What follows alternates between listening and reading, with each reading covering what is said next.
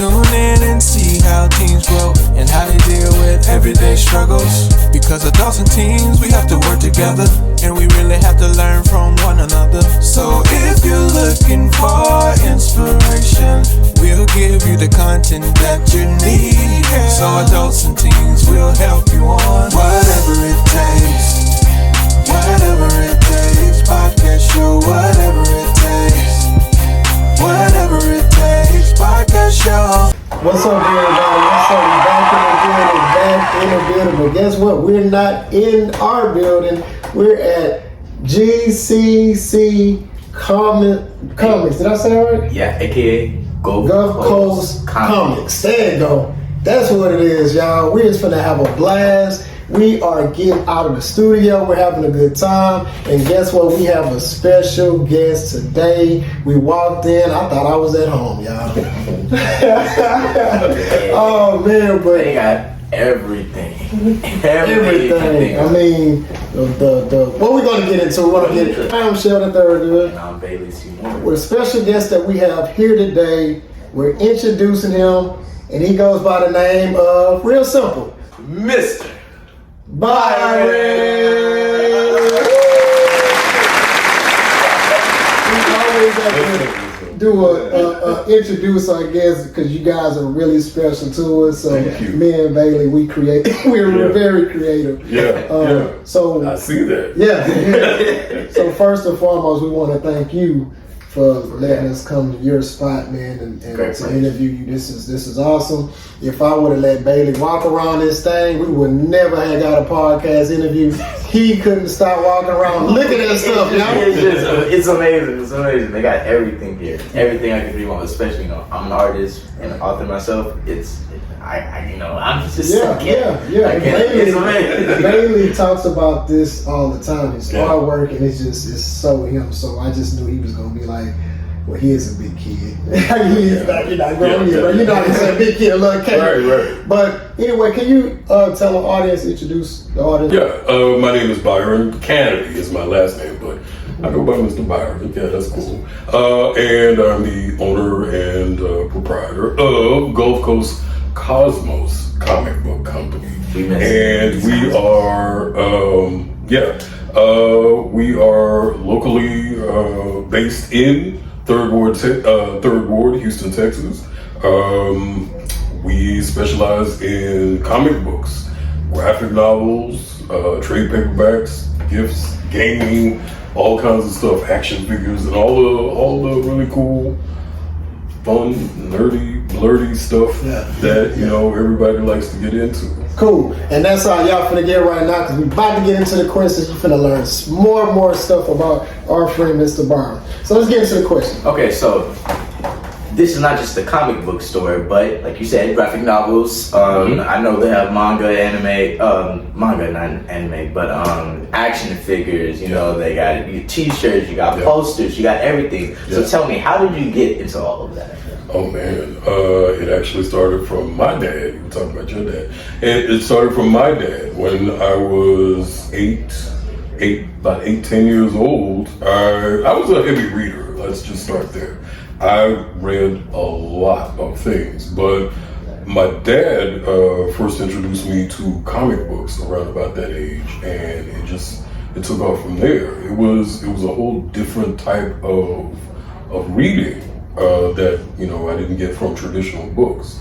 These were like books with pictures and immediate storyline from like front to back, and it would like kind of continue on in like these really cool adventures with like these people with like superpowers and all of these different types of abilities, but with like real world problems. So the first comic book that I ever read was Spider-Man.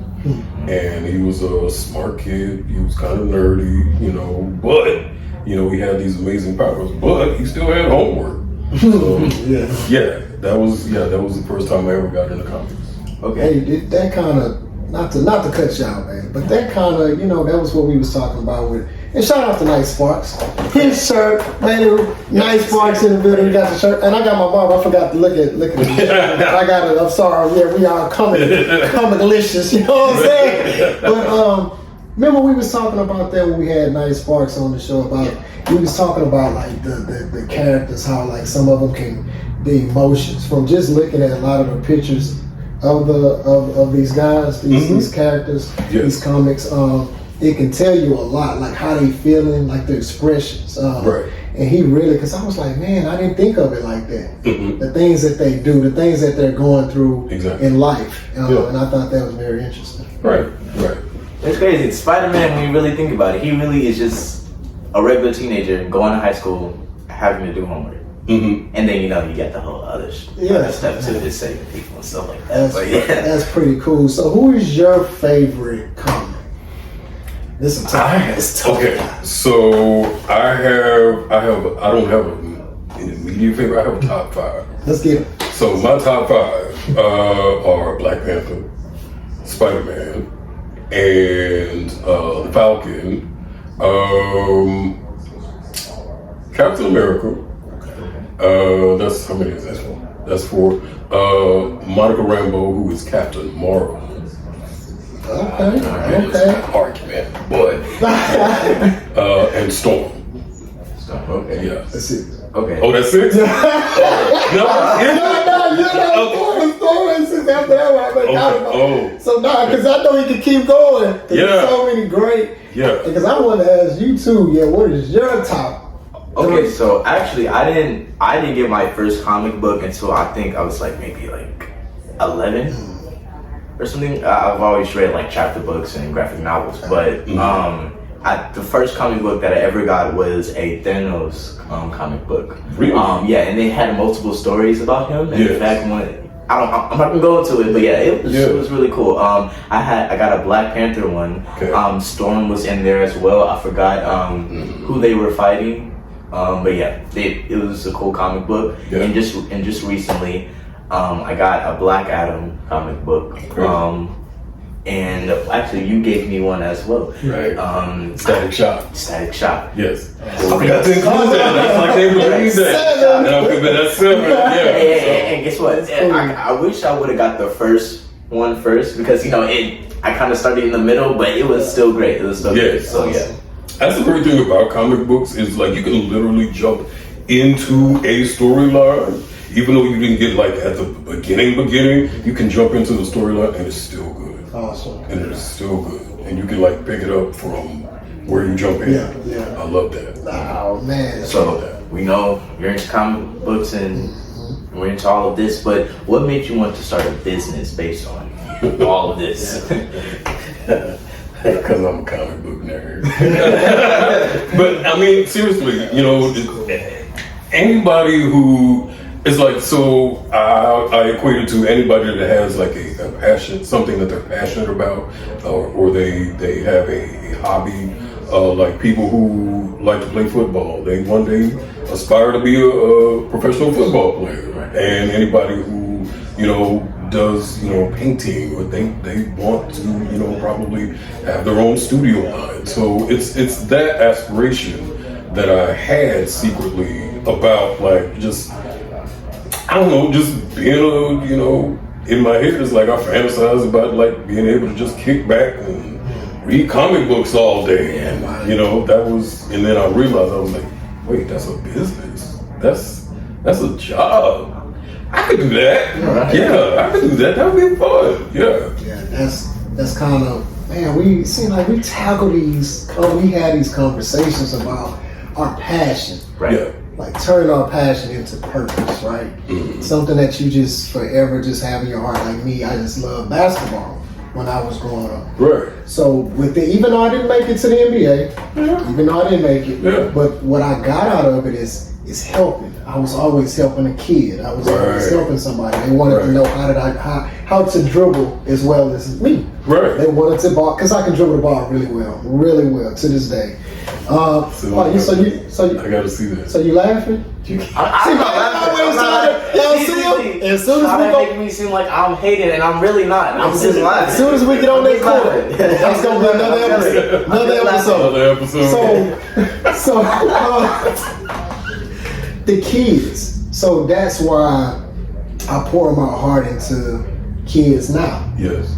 And that's my passion now, and I turned it into a nonprofit of giving back. Now, having kids and what we do now actually give back. Right. So just turning that passion into purpose of what you love to do and making it a career out of it, basically. You know. I'm sorry for cutting you, but like businesses like this is what keeps me pushing, because I just wanted to be able to, my job, I want it to be my passion, the thing that I love the most. Like, that's how I just want to live my life. I don't want to do the typical, go to college, get a degree, and then go find a job somewhere and then be there for the rest of your life and it's at a boring office job. No, I want to be able to just use my creative mind to do whatever I want with it.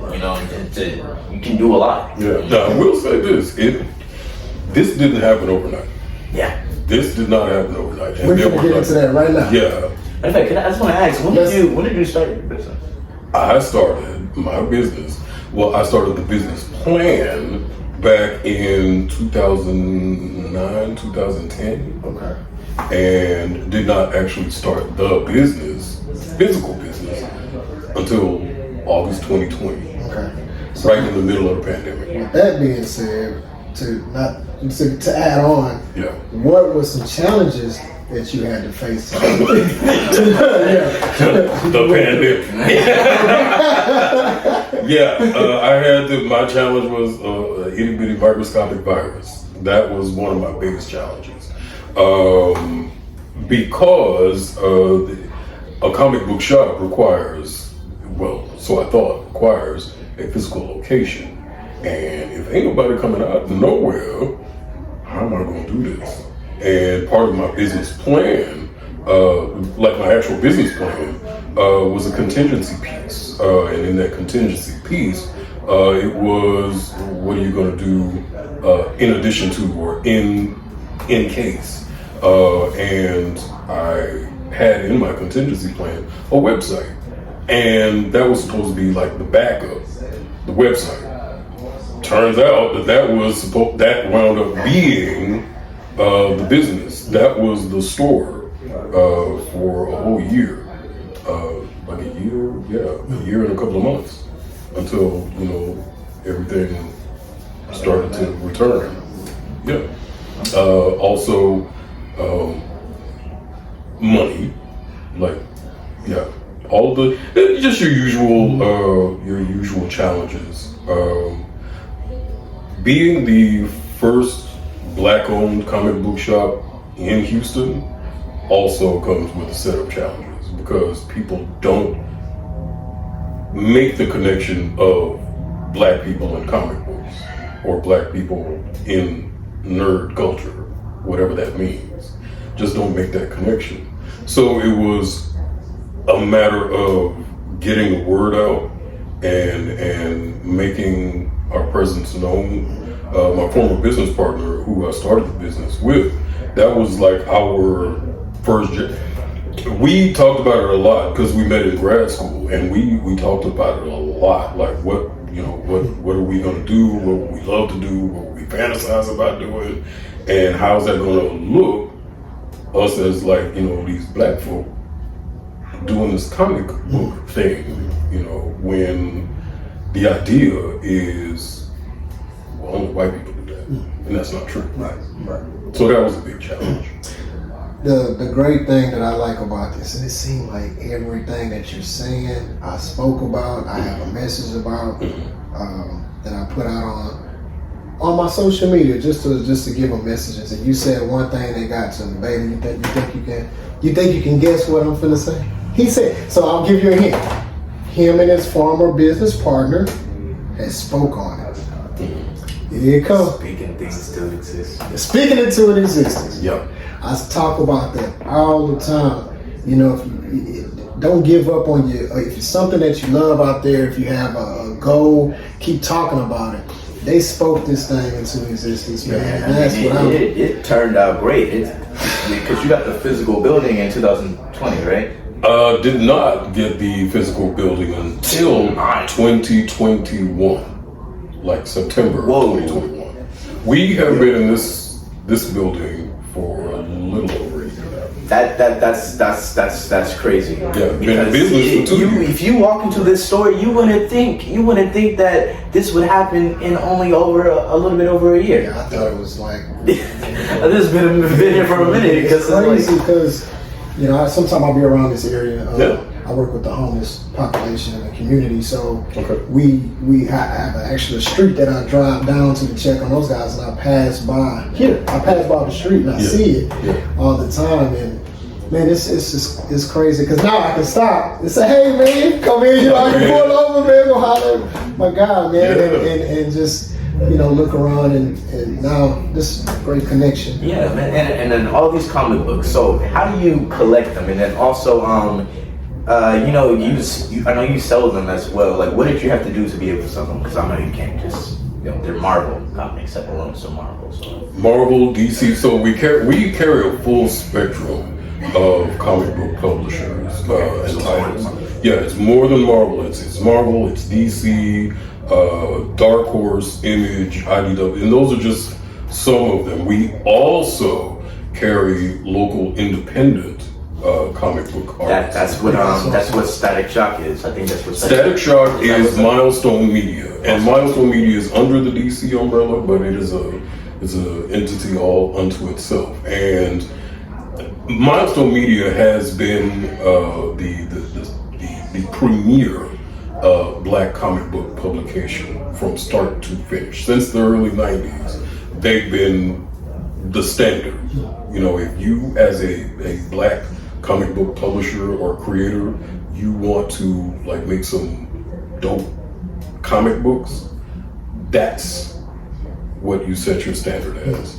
And Milestone, they created Static Shock and Hardware and Icon and Rocket and Blood Syndicate, and they're still going. That's awesome. That's great.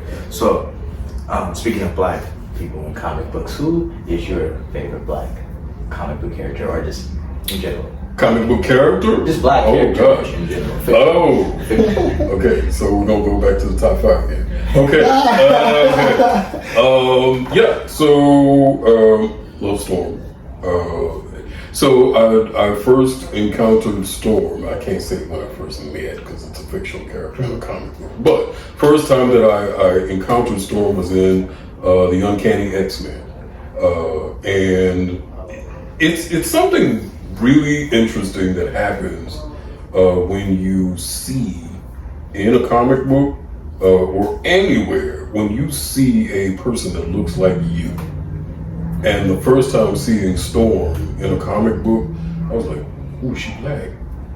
Ooh. And not only that, Storm is intelligent, she's powerful, she's all the things, and then some. She's, the on again, off again leader of the X-Men. That's saying something, right? So Storm is the one. Man. Storm is the one. And I really like, especially shout out to Marvel, how they've been representing just how they've been representing black people in the movies. Yes. Just in general, they've been doing a fantastic job. Mm-hmm. I could say a lot of stuff, but then that'll be too spoilers. But right. But yeah, they've been doing a great job. How do you think black comic books have just impacted this industry in general, just the comic book industry? I would say that because I'm also an educator, I teach at the University of Houston, and for me, it is hard for me to just give a straightforward answer without throwing a little bit of academia in there. And to answer your question,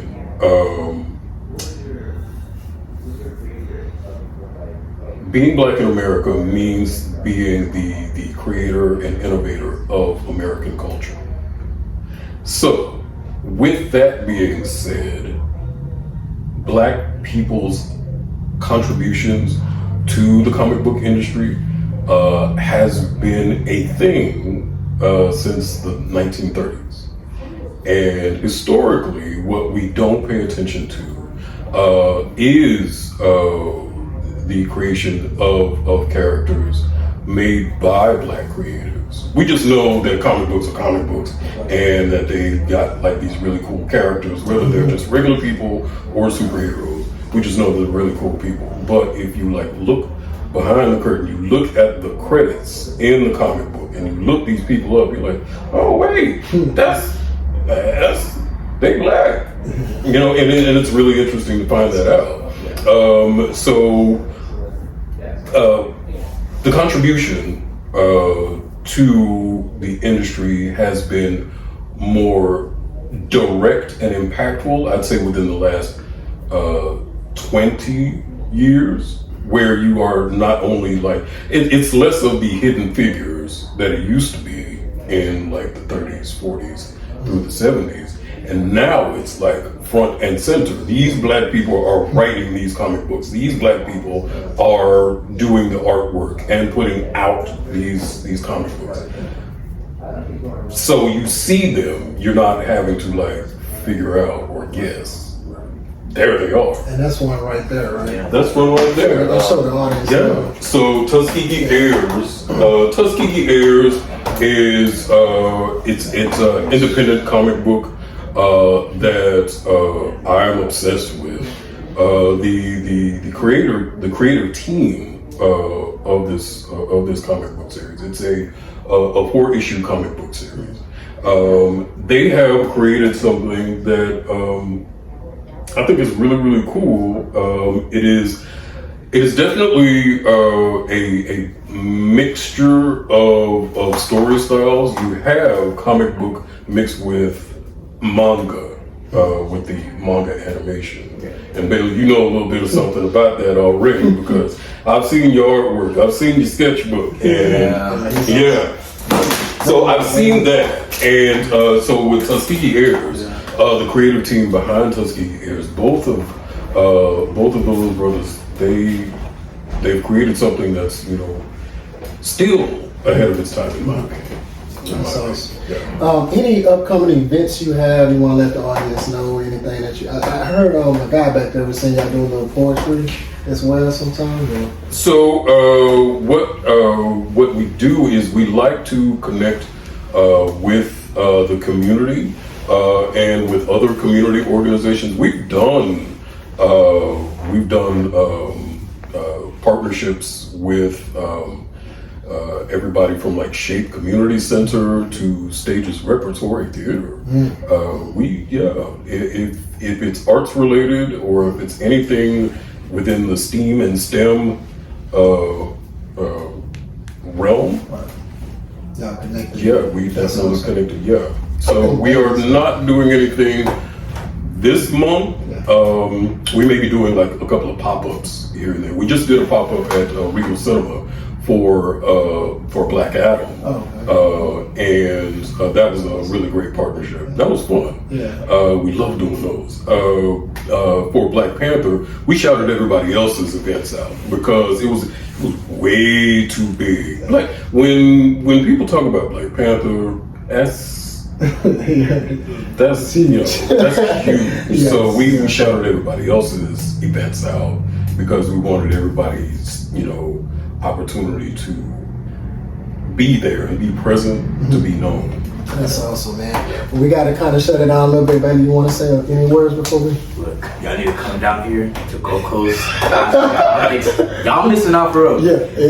Y'all need to go. Y'all need to come on. Because y'all keep on waiting. All these comic books gonna be gone because they gonna be with me. Me too. And if you can't come, just jump on our website. You can follow us on social media. Our website is our second 24/7 location, www.gulfcoastcosmos.com, and all of our social media platforms. We've even got a YouTube channel, so awesome. Give them that YouTube channel. Oh, it's Gulf Coast Cosmos. So everything is that. So make sure y'all log into that, tap in, subscribe, love it, like it, everything, and share. And come to the shop. And come to the shop. Oh yeah, I'm telling everybody. This is going everywhere. So we thank you for being on Whatever It Takes podcast. I am Sheldon Thurgood. And I'm Bailey Seymour. Until next time, Mr. Byron. Tune in and see how teens grow and how they deal with everyday struggles. Because adults and teens, we have to work together, and we really have to learn from one another. So if you're looking for inspiration, we'll give you the content that you need. So adults and teens will help